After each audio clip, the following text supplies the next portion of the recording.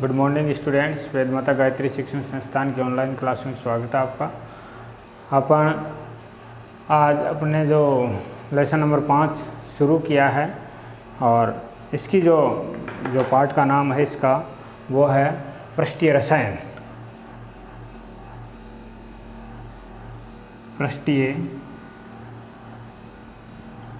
रसायन, surface chemistry, surface chemistry.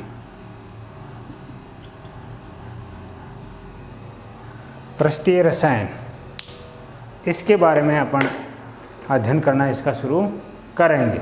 तो पृष्ठीय जो रसायन है वो है पृष्ठीय रसायन, रसायन विज्ञान की वह शाखा, यानी पृष्ठीय रसायन यानी पृष्ठ पर होने वाली घटनाओं का अध्ययन किया जाता है।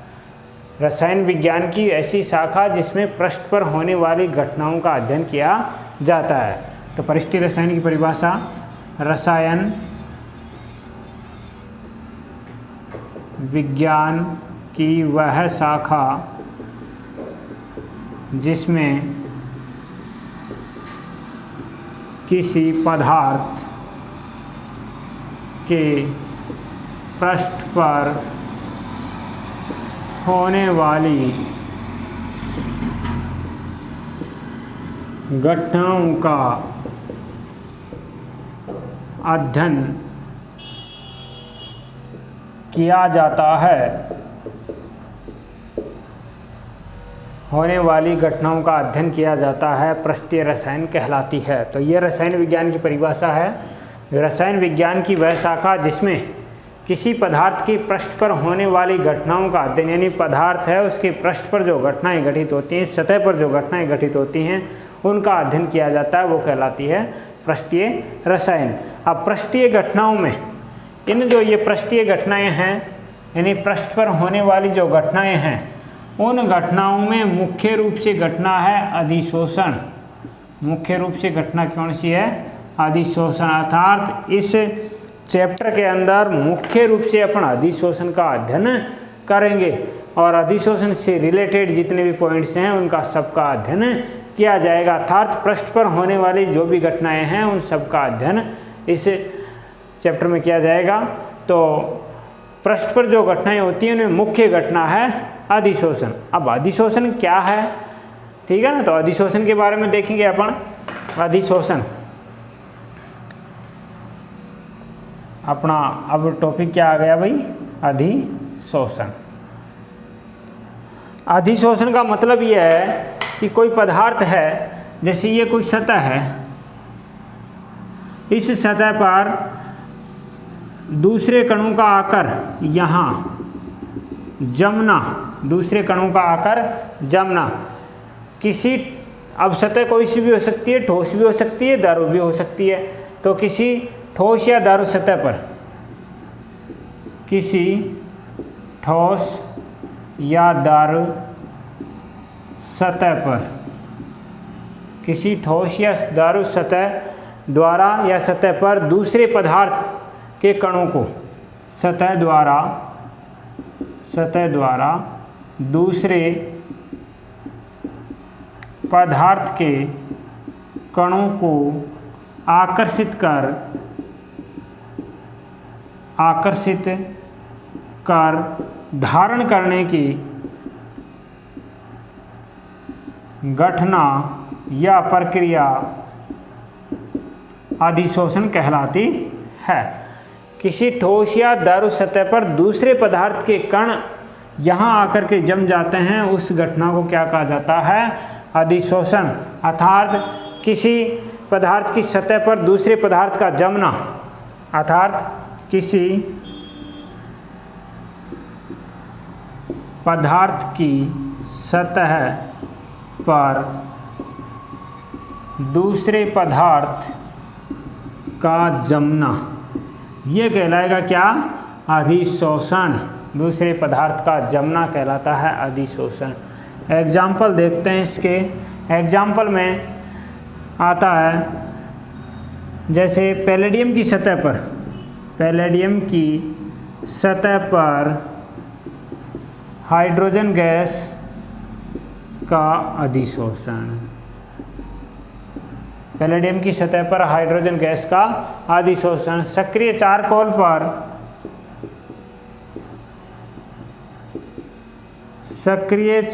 पर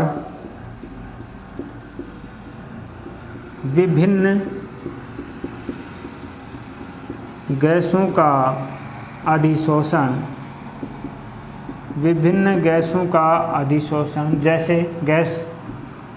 जैसे अमोनिया है, hydrogen, nitrogen, oxygen CO, hydrogen है, नाइट्रोजन है, O2 है, CO है, अमोनिया है, HCl है, ठीक है, CO2 है।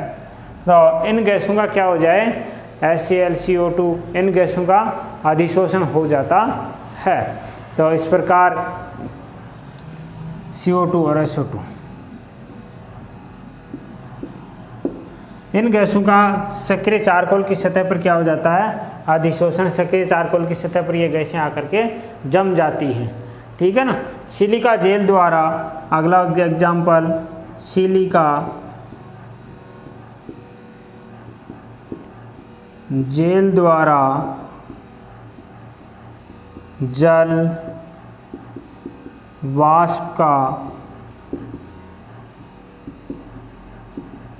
अधिशोषण।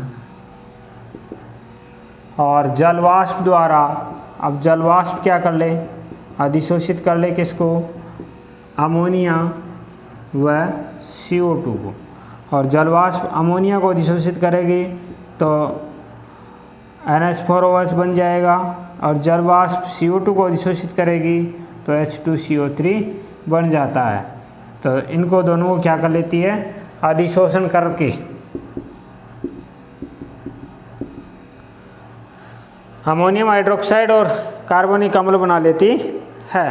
तो अधिशोषण ये प्रक्रिया है। तो पृष्ठीय रसायन विज्ञान की वह शाखा जिसमें किसी पदार्थ के पृष्ठ पर होने वाली घटनाओं का अध्ययन किया जाता है, पृष्ठीय रसायन कहलाती है, सरफेस केमिस्ट्री कहते हैं इसे। अधिशोषण, पृष्ठ पर होने वाली जो घटनाएं हैं उनमें मुख्य घटना अधिशोषण है। किसी ठोस या दारू सतह द्वारा दूसरे पदार्थ के कणों को आकर्षित कर धारण करने की, किसी ठोस या दारू, जैसे ये कोई सतह है, इस पर दूसरे पदार्थ के कण आकर्षित हो जाएं तो ये सतह इन्हें धारण कर लेती है, इस घटना को कहते हैं अधिशोषण। अर्थात इस सतह पर आकर दूसरे पदार्थ के कण जम जाते हैं तो उस घटना को कहा जाता है अधिशोषण, ठीक है ना। जैसे एग्जाम्पल, पैलेडियम की कोई सतह है, पैलेडियम धातु की, उस पर हाइड्रोजन गैस का अधिशोषण हो जाए, ठीक है ना। सक्रिय चारकोल है, सक्रिय चारकोल का चूर्ण है, उस पर गैसों का क्या हो जाए, अधिशोषण, इन गैसों का अधिशोषण हो जाए। सिलिका जेल द्वारा जलवाष्प का अधिशोषण, सिलिका जेल जलवाष्प को आसानी से आकर्षित करके अधिशोषित कर लेती है। इसी प्रकार जलवाष्प अमोनिया को अधिशोषित करती है तो NH4OH बन जाता है, और CO2 को अधिशोषित करती है तो H2CO3। अमोनिया व CO2 को दोनों को एक साथ अधिशोषित करके H2CO3 और NH4OH बनाती है, दोनों को अधिशोषित करके बनाएगी क्या, H2CO3 और NH4OH। इन दोनों के अधिशोषण से बनेगा क्या, ये, ठीक है ना। तो अब आप लिखेंगे, टॉपिक डाल लेंगे पृष्ठीय रसायन। ये जो चैप्टर है भाई, एक बात और सुन लेना, ये जो चैप्टर है ये 4 अंक का है भाई, इसके भी अंक कितने हैं, 4।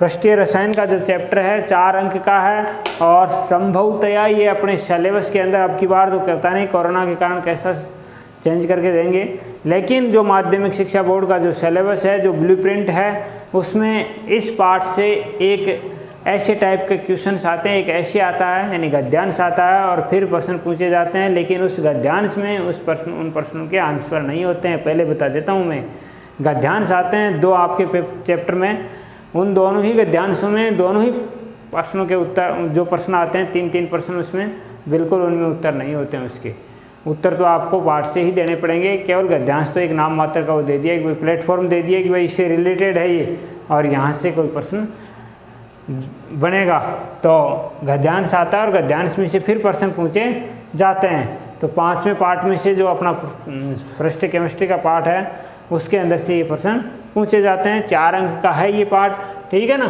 तो आप टॉपिक डालेंगे पृष्ठीय रसायन, और पृष्ठीय रसायन में लिखेंगे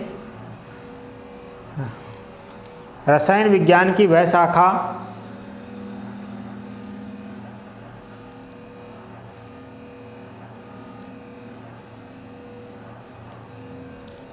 रसायन विज्ञान की वह शाखा जिसमें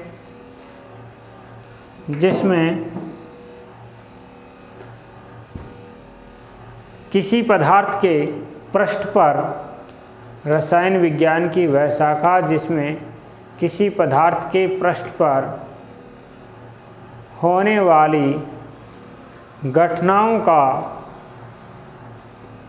अध्ययन किया जाता है। रसायन विज्ञान की वह शाखा जिसमें किसी पृष्ठ पर होने वाली घटनाओं का अध्ययन किया जाता है। ठीक है ना, दोबारा से बोल रहा हूँ मैं। रसायन विज्ञान की वह शाखा जिसमें किसी पृष्ठ पर होने वाली घटनाओं का अध्ययन किया जाता है पृष्ठीय रसायन कहलाती है।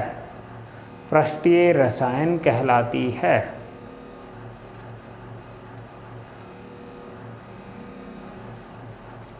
नीचे लाइन बदल के लिखेंगे पृष्ठीय घटनाओं में मुख्य घटना अधिशोषण है। पृष्ठीय घटनाओं में मुख्य घटना अधिशोषण है। पृष्ठीय घटनाओं में मुख्य घटना अधिशोषण है। अब टॉपिक डाल लेंगे आप अधिशोषण। टॉपिक डालेंगे आप अधिशोषण, एडसॉर्प्शन, अधिशोषण, और इसमें लिखेंगे आप किसी ठोस या द्रव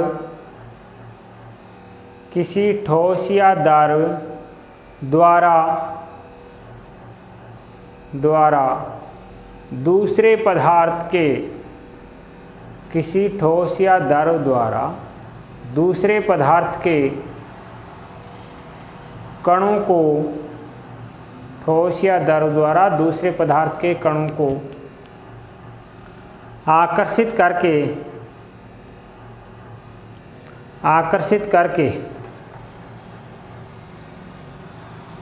पृष्ठ पर धारण करने की घटना या प्रक्रिया, आकर्षित करके पृष्ठ पर धारण करने की प्रक्रिया अधिशोषण कहलाती है। आकर्षित करके पृष्ठ पर धारण करने की प्रक्रिया अधिशोषण कहलाती है।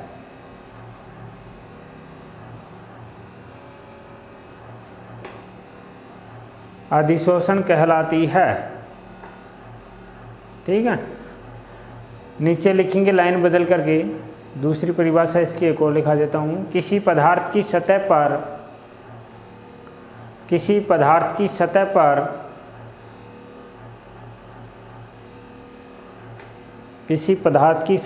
दूसरे पदार्थ का जमना, किसी पदार्थ की सतह पर दूसरे पदार्थ का जमना अधिशोषण कहलाता है। किसी पदार्थ की सतह पर दूसरे पदार्थ का जमना अधिशोषण कहलाता है। एग्जाम्पल लिखेंगे भाई।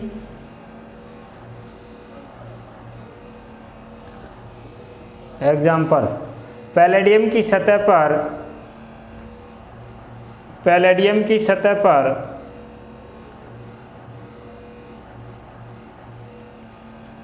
हाइड्रोजन गैस का अधिशोषण, पैलेडियम की सतह पर हाइड्रोजन गैस का अधिशोषण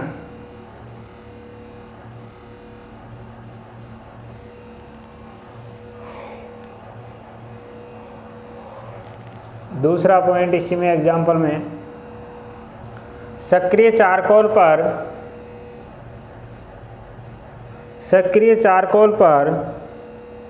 विभिन्न गैसों का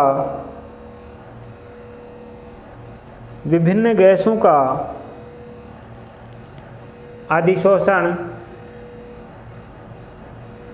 सक्रिय चारकोल पर विभिन्न गैसों का अधिशोषण, जैसे जैसे H2N2O2, कोमा लगाते हुए लिख लेना H2N2O2 SO2, ये बोर्ड पर लिखा हुआ H2N2O2 SO2 NH3 HCl CO2, ठीक है ना।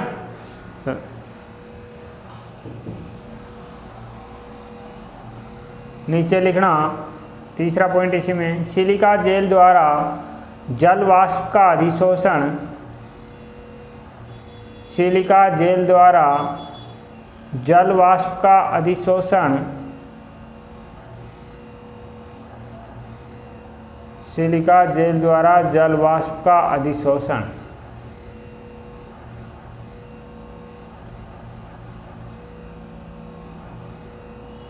नीचे इसी में अगला पॉइंट है एग्जाम्पल का, जल वाष्प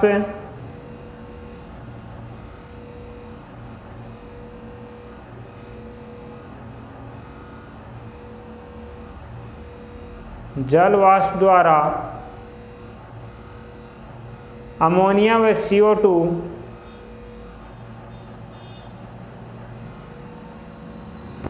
जल वाष्प द्वारा अमोनिया व CO2, सॉरी ये रहने दो एग्जाम्पल, इसकी जगह दूसरा लिखो, रंगीन विलयनों में से, रंगीन विलयनों में से लिख लेना आप, रंगीन विलयनों में से रंगीन पदार्थों,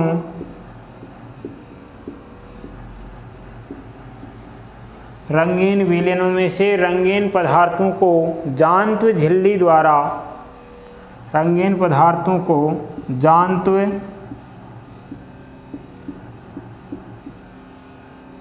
झिल्ली द्वारा, जांत्व झिल्ली द्वारा अधिशोषित कराने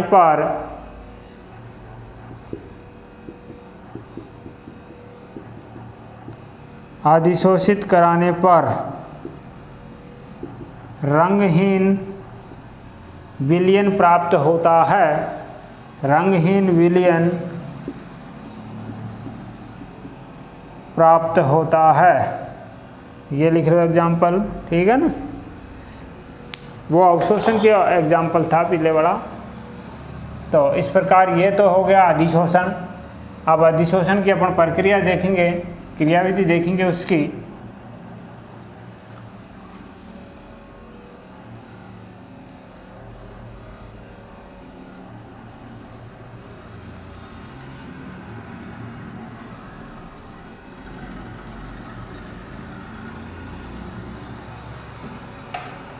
अधिशोषण की क्रियाविधि, अधिशोषण की क्रियाविधि।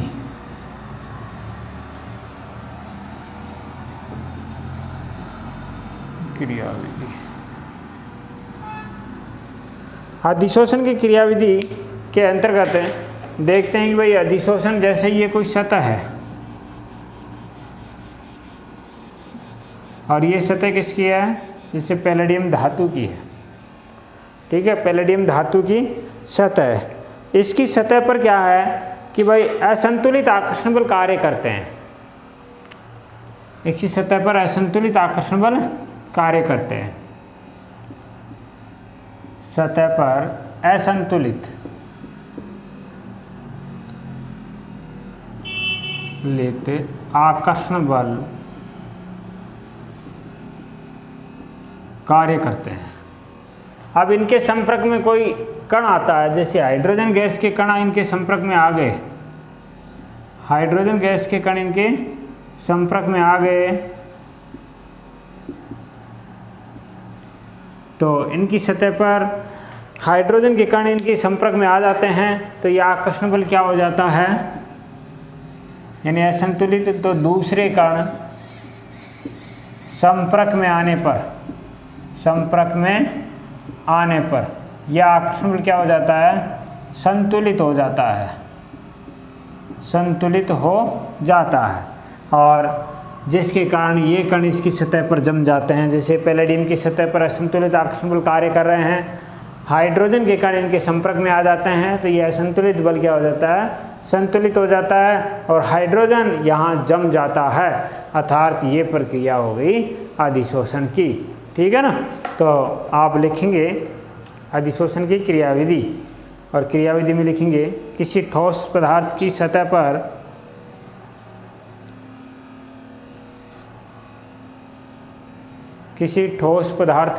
पर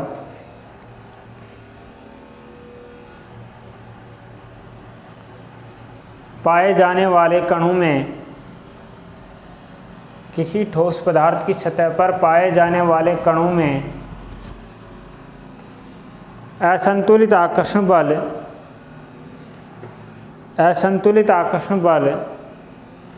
कार्य करता है, असंतुलित आकर्षण बल कार्य करता है किसी ठोस पदार्थ की सतह पर पाए जाने वाले कणों में असंतुलित आकर्षण बल कार्य करता है,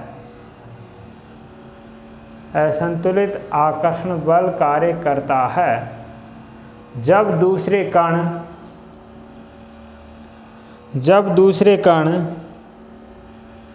इसके संपर्क में आते हैं तो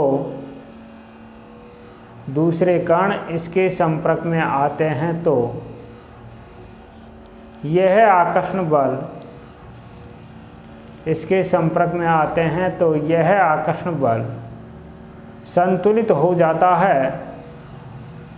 जब दूसरे कण इसके संपर्क में आते हैं तो यह आकर्षण बल संतुलित हो जाता है, यह आकर्षण बल संतुलित हो जाता है जिससे वे सतह पर जम जाते हैं,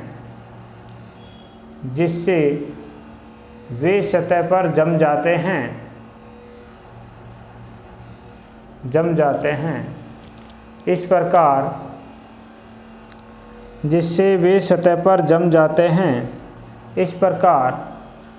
अधिशोषण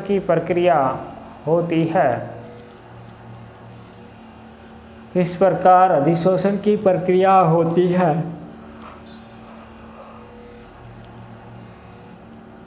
जैसे पैलेडियम द्वारा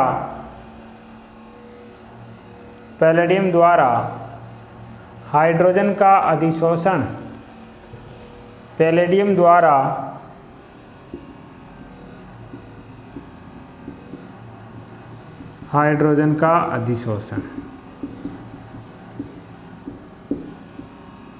ये बना लो, पैलेडियम द्वारा हाइड्रोजन का अधिशोषण, ये चित्र सा बना लो।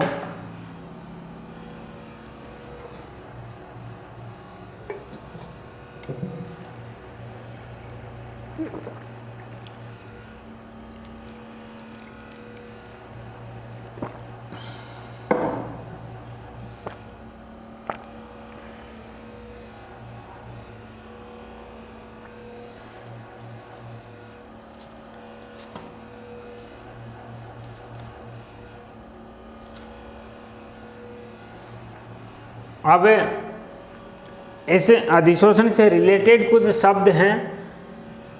अधिशोषक, एक तो टॉपिक है अधिशोषक, एक है अधिशोष्य, एक है सक्रिय केंद्र, एक है धनात्मक अधिशोषण,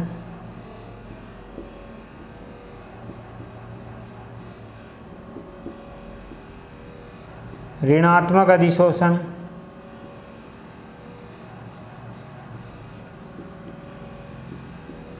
ठीक है। तो देखो अधिशोषक तो वो हो गया जिस पर कोई पदार्थ आकर के जमता है, ठीक है ना, वह पृष्ठ जिस पर कोई पदार्थ आकर के जमता है, यानी वह पृष्ठ जिस पर कोई पदार्थ जमता है, अर्थात ये जो जमने की अधिशोषण की प्रक्रिया के लिए जो पृष्ठ होता है, जिस पृष्ठ पर अधिशोषण की प्रक्रिया होती है, कोई पदार्थ जमता है या अधिशोषण होता है, या क्या हो जाएगा भाई, अधिशोषण होता है, वो पृष्ठ कहलाएगा अधिशोषक। जैसे पैलेडियम क्या है यहाँ, अधिशोषक। पैलेडियम क्या है, अधिशोषक। ये पृष्ठ क्या है, अधिशोषक। अधिशोष्य वह पदार्थ जो अधिशोषक की सतह पर जमता है, यानी जो पदार्थ अधिशोषक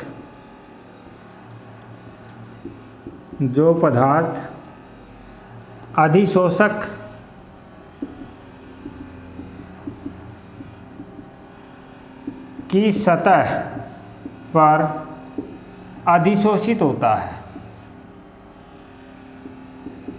अधिशोषित होता है, वो पदार्थ कहलाता है। तो यहाँ ये कौन सा हो गया, हाइड्रोजन हो गई, हाइड्रोजन हो गया अधिशोष्य। अब आता है सक्रिय केंद्र। सक्रिय केंद्र अधिशोषक की सतह,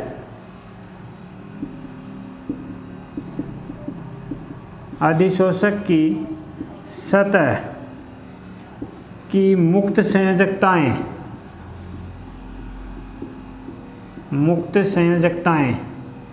जहां अधिशोष्य अधिशोषित होता है।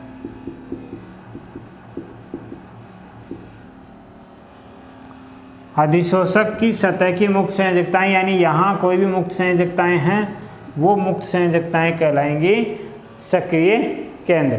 अब धनात्मक अधिशोषण में अधिशोषण की मात्रा ज़्यादा हो, अधिशोषण की मात्रा क्या हो, मैक्सिमम, और ऋणात्मक अधिशोषण में अधिशोषण की मात्रा क्या हो, मिनिमम, वो कहलाता है धनात्मक अधिशोषण, और मिनिमम वाला कहलाता है ऋणात्मक अधिशोषण। अर्थात अधिशोषक की सतह पर अधिशोष्य की अधिकतम मात्रा अधिशोषित होती है, वो धनात्मक अधिशोषण कहलाता है, और अधिशोषक की सतह पर अधिशोष्य की कम मात्रा अधिशोषित होती है, वो ऋणात्मक अधिशोषण कहलाता है। तो लिखेंगे आप इसके बारे में, पहले पॉइंट डालेंगे अधिशोषक, पॉइंट डालेंगे अधिशोषक, और इसमें लिखेंगे वह पृष्ठ जिस पर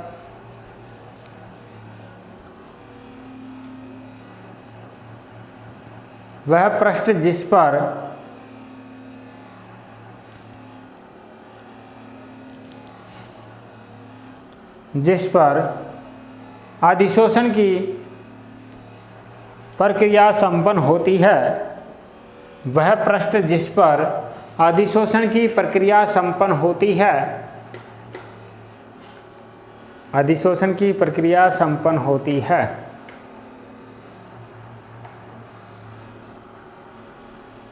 ठीक है। आगे लिखेंगे दूसरा पॉइंट अधिशोष्य। अधिशोष्य जो पदार्थ अधिशोषक की सतह पर, जो पदार्थ अधिशोषक की सतह पर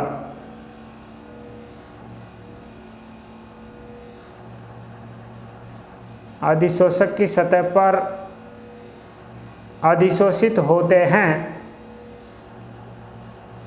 जो पदार्थ अधिशोषक की सतह पर अधिशोषित होते हैं,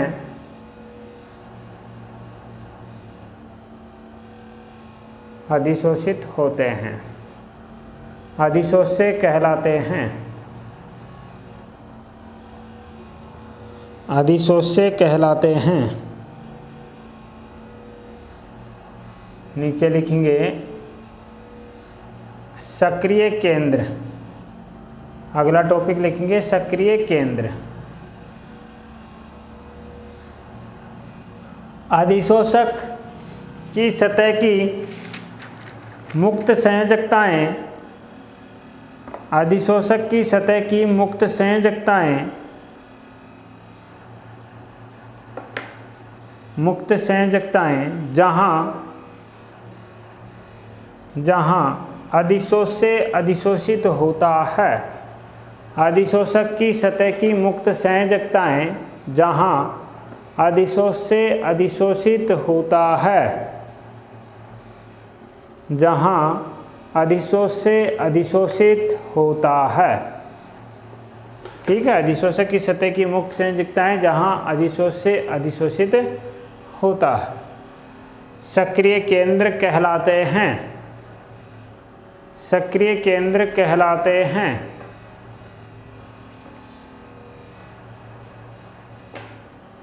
अब अगला टॉपिक डालेंगे धनात्मक अधिशोषण। धनात्मक अधिशोषण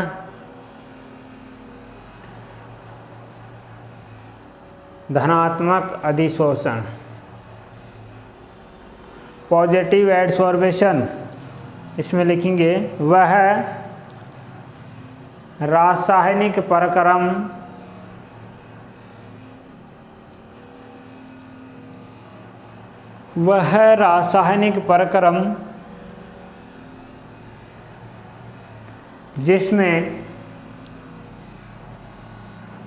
रासायनिक प्रक्रम जिसमें अधिशोष्य की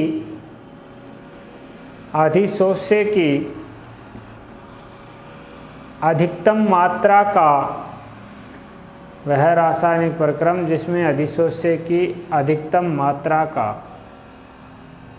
अधिशोषण होता है। अधिशोष्य की अधिकतम मात्रा का अधिशोषण होता है, धनात्मक अधिशोषण कहलाता है। अधिकतम मात्रा का अधिशोषण होता है, धनात्मक अधिशोषण कहलाता है। ठीक है, आगे लिखेंगे ऋणात्मक अधिशोषण। ऋणात्मक अधिशोषण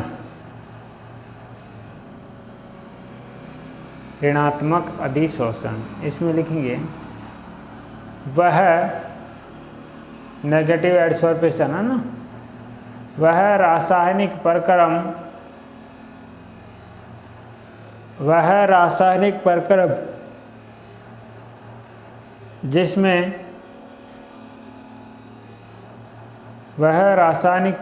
जिसमें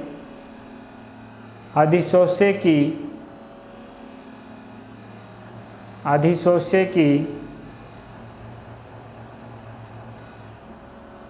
कम मात्रा का अधिशोषण होता है। वह रासायनिक प्रक्रम जिसमें अधिशोष्य की कम मात्रा का अधिशोषण होता है।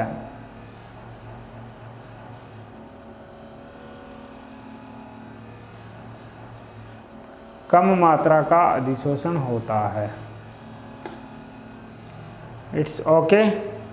आगे ये अधिशोषण से संबंधित कुछ टॉपिक्स थे तो ये अपने क्लियर करवा दिए हैं। परिभाषाएं हैं छोटी छोटी, इनको आप पढ़ लेना और याद कर लेना, याद हो जाएंगे अच्छी तरीके से।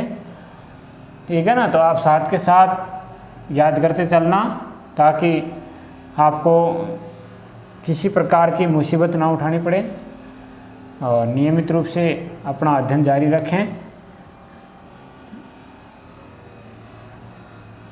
किसी के बहकावे में न आए। ठीक है ना, नियमित रूप से अपनी पढ़ाई को जारी रखें। अब जो अपना टॉपिक होगा वो होगा विशोषण। विशोषण, ये जो प्रक्रिया है विशोषण वाली, ये अधिशोषण के विपरीत प्रक्रिया होती है। ठीक है ना, तो परिभाषा हो जाएगी इसकी कि अधिशोषक की सतह से अधिशोष्य पदार्थ को हटाने की जो प्रक्रिया है, अधिशोषक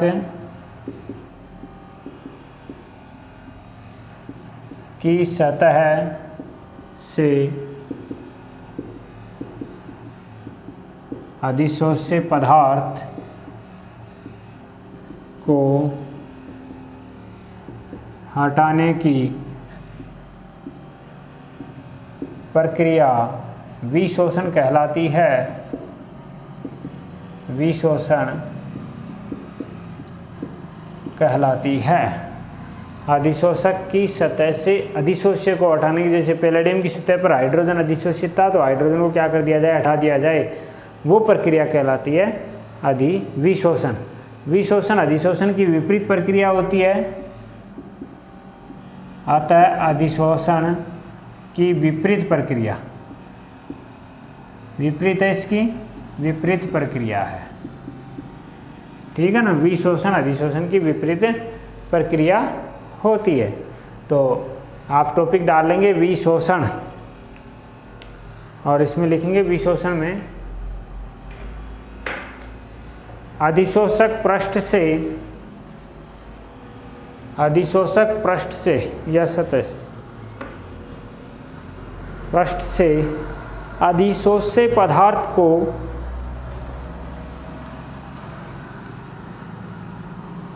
अधिशोषक पृष्ठ से अधिशोष्य पदार्थ को हटाने की प्रक्रिया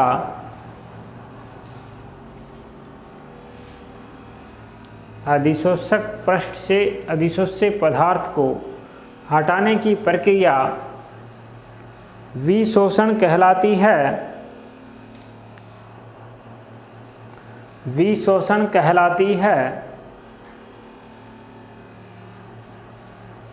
विशोषण कहलाती है। नीचे लिखेंगे यह अधिशोषण के विपरीत प्रक्रिया होती है, यह अधिशोषण के विपरीत प्रक्रिया होती है, ठीक है ना। यह अधिशोषण के विपरीत प्रक्रिया होती है। तो यह आ गया अधिशोषण और विशोषण में अंतर पूछे तो बता सकते हैं आप दोनों की परिभाषाएं, ठीक है ना। अब आता अवशोषण।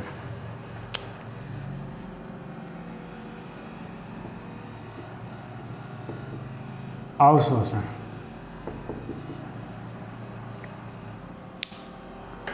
अवशोषण वह प्रक्रिया जिसमें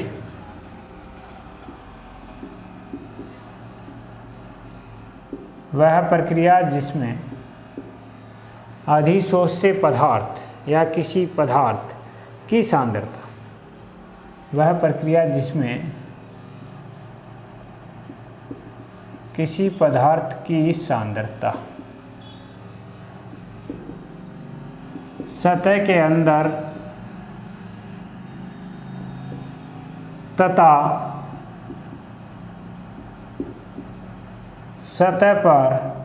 सतह के अंदर और सतह पर समान रूप से वितरित होती है, सतह पर समान रूप से वितरित होती है, ठीक है। जैसे ये कोई पदार्थ है, इसकी सतह पर भी समान रूप से वितरित होगी और सतह के अंदर भी समान रूप से वितरित होगी, ठीक है ना। सतह पर भी और सतह के अंदर भी समान रूप से वितरित होती है, अर्थात किसी पदार्थ की सांद्रता सतह के अंदर और सतह पर समान रूप से वितरित होती है। इस घटना को कहा जाता है अवशोषण, ठीक है ना। अर्थात अवशोषण कहने का मतलब अधिशोषण में तो था सतह पर ही, केवल सतह पर ही जम रहा था, इसमें सतह के अंदर भी शोषित हो जाता है पदार्थ। जैसे चौक पाउडर द्वारा, एग्जाम्पल चौक पाउडर द्वारा स्याही का अवशोषण, चौक पाउडर द्वारा स्याही का अवशोषण, ठीक है। चौक पाउडर द्वारा स्याही का अवशोषण। निर्जल CaCl2 द्वारा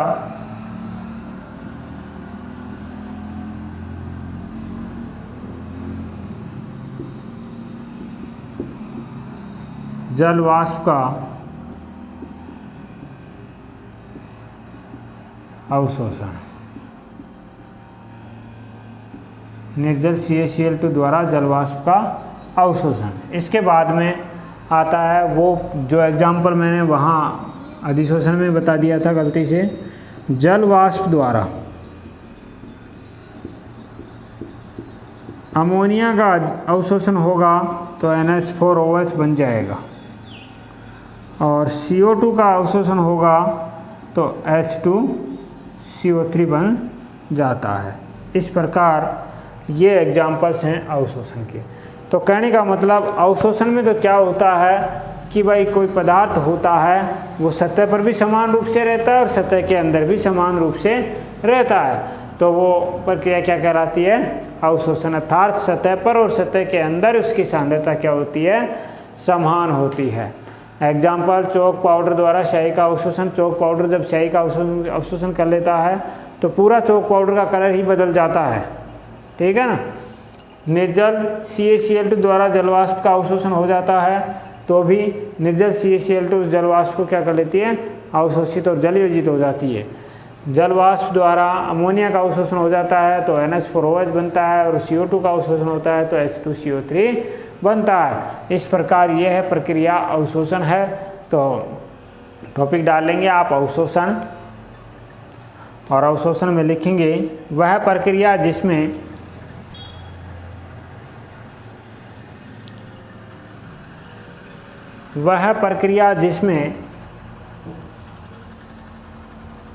किसी पदार्थ की सांद्रता,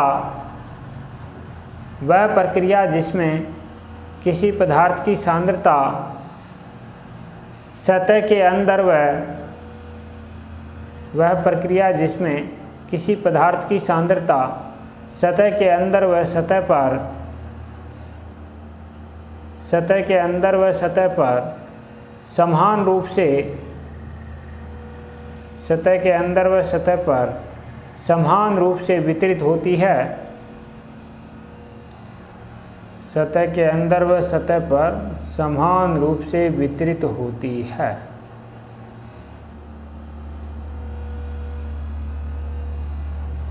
रूप से वितरित होती है।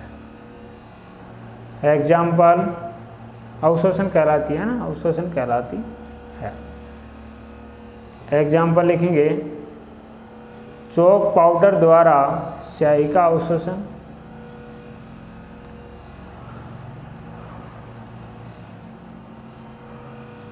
चौक पाउडर द्वारा स्याही का अवशोषण।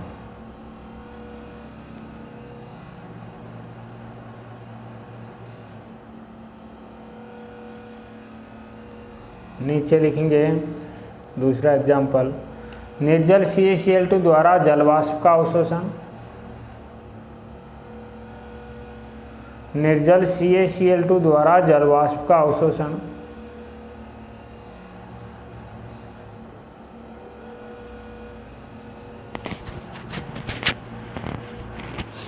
और नीचे लिखेंगे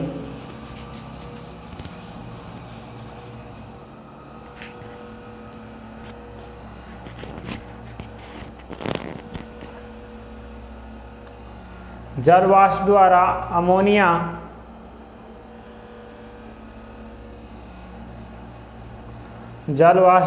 अमोनिया व CO2 का अवशोषण कराने पर जलवाष्प द्वारा अमोनिया व CO2 का अवशोषण कराने पर क्रमशः NH4OH और H2CO3 का बनना। अमोनिया व CO2 का अवशोषण कराने पर NH4OH व H2CO3 का बनना। तो ये है अवशोषण की प्रक्रिया। अवशोषण की प्रक्रिया।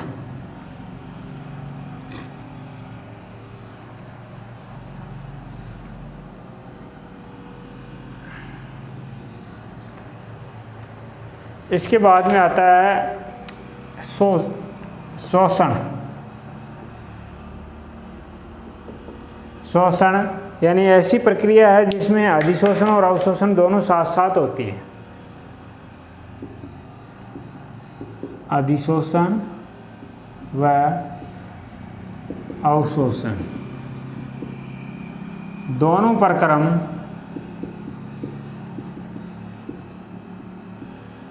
दोनों प्रक्रम एक साथ संपन्न होते हैं, वो कहलाती है कौन सी प्रक्रिया?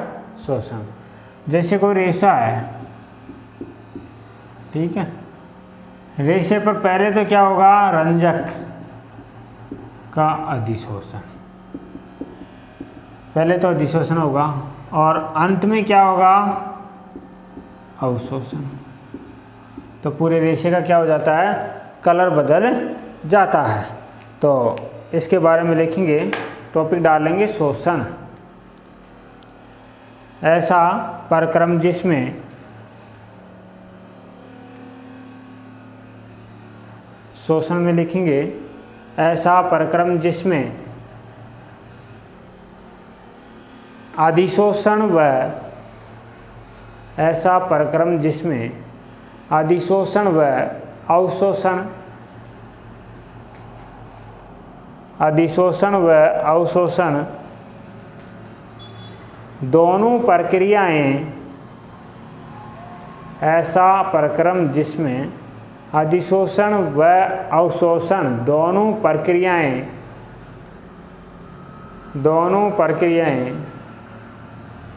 साथ साथ संपन्न होती हैं,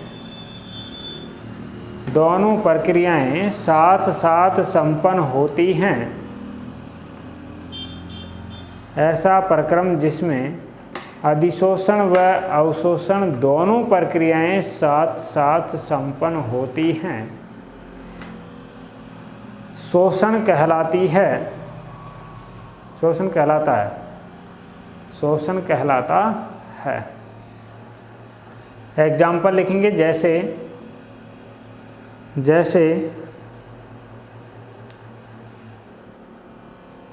रंजक सारोफर्तम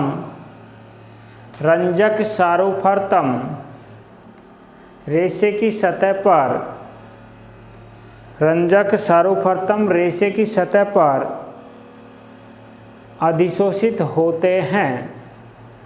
रंजक सारोफर्तम रेशे की सतह पर अधिशोषित होते हैं, अधिशोषित होते हैं।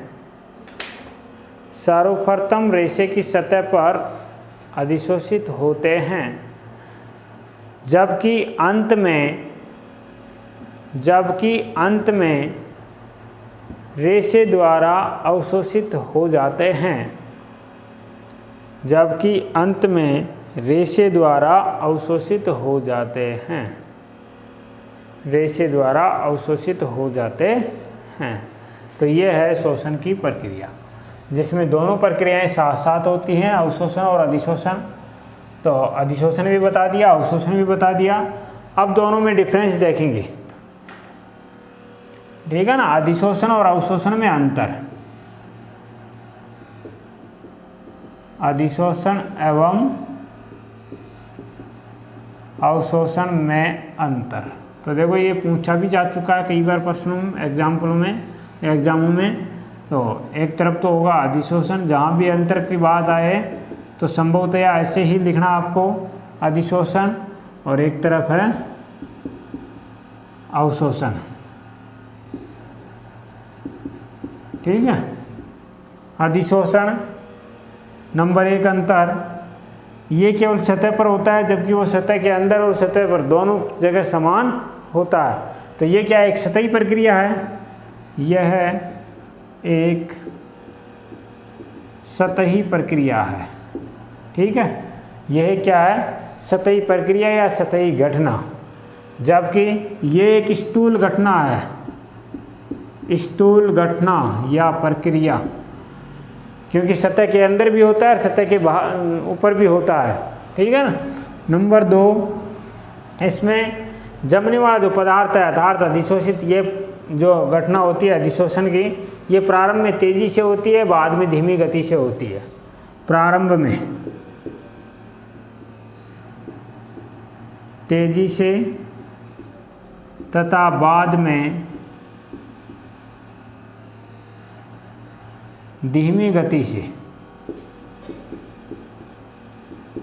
होती है, जबकि ये घटना एक समान गति से एक समान दर से या गति से संपन्न होती है। ठीक है। तीसरा पॉइंट है कि इसमें अधिशोष्य की सांद्रता सतह पर अधिक होती है। अधिशोष्य की सांद्रता सतह पर अधिक, सतह पर अधिक, और इसमें सभी जगह एक समान सांद्रता होती है, समान सांद्रता होती है, सभी जगह समान सांद्रता होती है। अब एग्जाम्पल, सिलिका जेल द्वारा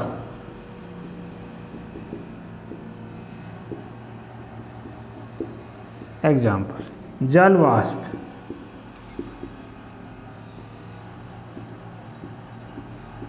का अधिशोषण,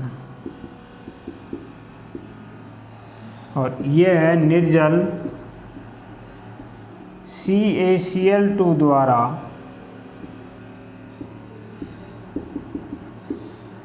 जल वाष्प का अवशोषण। ठीक है। तो अधिशोषण और अवशोषण में ये अंतर है भाई। तो आप टॉपिक डालेंगे अधिशोषण और अवशोषण में अंतर सारणी बनाएंगे, एक तरफ लिखेंगे अधिशोषण, दूसरी तरफ लिखेंगे अवशोषण, एक तरफ लिखेंगे अधिशोषण, दूसरी तरफ लिखेंगे अवशोषण। तो अधिशोषण में नंबर 1 पॉइंट लिखेंगे, इस तरह सारणी बना लेंगे। अधिशोषण में नंबर 1 पॉइंट लिखना, यह एक सतही घटना है, यह एक सतही घटना है। अधिशोषण में लिखना यह एक सतही घटना है। इसके कंपैरिजन में अवशोषण में लिखना है, पहला पॉइंट, यह एक स्थूल घटना है, यह एक स्थूल घटना है। ठीक है। यह एक सतही घटना है जबकि यह एक स्थूल घटना है। नीचे लिखेंगे यह प्रारंभ में तेजी से तथा बाद में धीमी गति से होता है। यह प्रारंभ में तेजी से तथा बाद में धीमी गति से होता है। प्रारंभ में तेजी से तथा बाद में धीमी गति से होता है। अवशोषण में लिखेंगे यह एक समान गति से होता है। अवशोषण में लिखेंगे यह एक समान गति से होता है। अब लिखेंगे तीसरा पॉइंट, इसमें अधिशोष्य की सांद्रता, अधिशोषण में लिखना भाई, अधिशोषण में, इसमें अधिशोष्य की सांद्रता सतह पर अधिक होती है। इसमें अधिशोष्य की सांद्रता सतह पर अधिक होती है। अधिशोष्य की सांद्रता सतह पर अधिक होती है।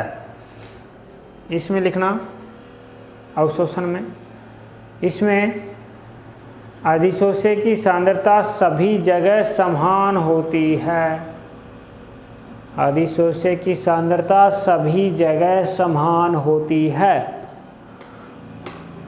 सभी जगह समान होती है। ठीक है भाई। इसके बाद में एग्जाम्पल लिखेंगे, इसमें सिलिका जेल द्वारा जलवाष्प का अधिशोषण, सिलिका जेल द्वारा जलवाष्प का अधिशोषण, जलवाष्प का अधिशोषण। और इधर इसमें लिखना निर्जल CaCl2 द्वारा जलवाष्प का अवशोषण, निर्जल CaCl2 द्वारा जलवाष्प का अवशोषण। इधर तो है सिलिका जेल द्वारा जलवाष्प का अवशोषण, इधर है निर्जल CaCl2 कैल्शियम क्लोराइड, निर्जल का मतलब बिना जल वाला, CaCl2 द्वारा जलवाष्प का अवशोषण। तो ये है भाई अवशोषण और अधिशोषण में अंतर। तो ये अपना पॉइंट क्लियर हो चुका है। अवशोषण और अधिशोषण से टॉपिक रिलेटेड जो टॉपिक हैं वो अपन ने पढ़ लिए हैं। आज की क्लास के लिए इतना ही। आगे की जो क्लास होगी उसमें हम अधिशोषण उष्मा, अधिशोषण के प्रकार, अधिशोषण को प्रभावित करने वाले कारकों के बारे में चर्चा करेंगे। तो बाहर थोड़ा सा बड़ा है ये भी, तो आप ध्यान दें, इसमें ज़्यादा वो यानी कि टिपिकल चीज़ें नहीं आएंगी। थोड़ा सा दिमाग लगा करके आप समझ करके पढ़ेंगे तो आसानी से याद हो जाएगा।